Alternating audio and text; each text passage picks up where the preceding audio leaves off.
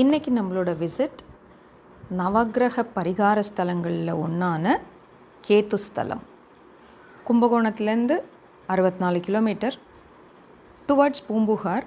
பூம்புகார் அங்கேருந்து ஒரு 2 கிலோமீட்டர் கீழே பெரும்பள்ளம்.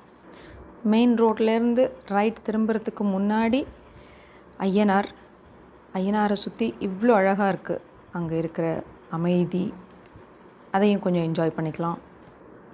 அங்கேருந்து கோயில் கிட்ட தான், கூகுள் மேப் போட்டு போனால் அங்கேயே கரெக்டாக கொண்டு போய் விட்டுருது.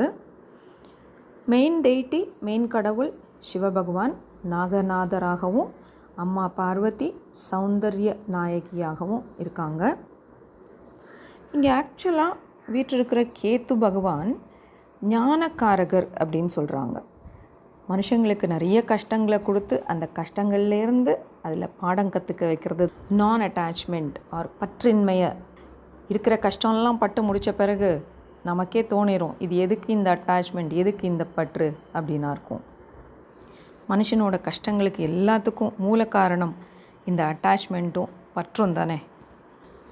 ஏதோ பரிகாரம் ஜோசியர் சொன்னார் அப்படின்னு போயிட்டு அங்கே அவர் சொன்ன அன்னதானத்தை கொண்டு போய் அங்கே கொடுத்துட்டு வந்துடாமல், அங்கே இருக்கிற சின்ன சின்ன விஷயங்கள், அந்த சின்ன பேர்ட்ஸ், அதுக்கு கொஞ்சம் சாப்பாடு வைக்கலாம், ஒரு கிராட்டிடியூட் இருக்கலாம்.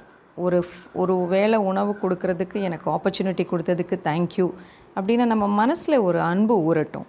ஸோ அதுவே நம்மளோட என்டார்ஃபின்ஸையும் ஹார்மோன்ஸையும் டோப்பமின்ஸையும் ஈக்குவலாக பேலன்ஸாக பண்ணி நம்மளோட பாடியவும் மனசையும் ஹெல்த்தியாக வச்சுக்கும். ஸ்தல புராணம் பற்றி சொல்லும்போது, அமிர்தத்துக்காக அசுரர்களும் தேவர்களும் வாசுகி பாம்பை மத்தா வச்சு தான் கடைஞ்சாங்க. அதெல்லாம் நமக்கு தெரியும். அதுலேருந்து வந்த ஆலகால விஷத்தை சிவன் முழுங்கினார், அதுவும் நமக்கு தெரியும்.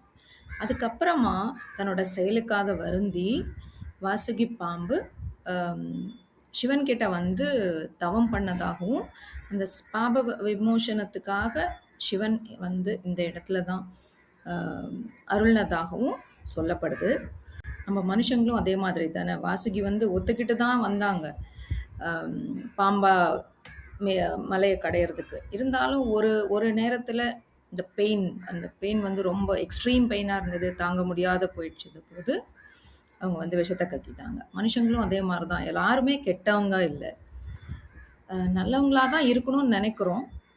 ஆனால் ஒரு எக்ஸ்ட்ரீம் ஒரு பவுண்ட்ரிக்கு அப்புறம் நம்மளோட ஆக்சுவல் சுபாவம் வெளியில் வந்துடுது. That's what we are. எல்லாருக்குமே ஒரு வீக் பாயிண்ட் இருக்குது அப்படின்றத நம்மளையும் சேர்த்து புரிஞ்சுக்கலாம். பரிகாரம்ன்றது நம்ம கொண்டு போகிற பொருள்லையோ அங்கே இருக்கிறவங்களுக்கு கொடுக்குற அன்னதானத்துலேயோ மட்டும் இல்லை. நம்மளோட மனசு பரிபூர்ண சுத்தமாக இருந்து நம்ம வந்து நமக்கும் மற்றவங்களுக்கும் நல்லதே நினைக்கும் போது எல்லாமே நல்லதே தான் நடக்கும்.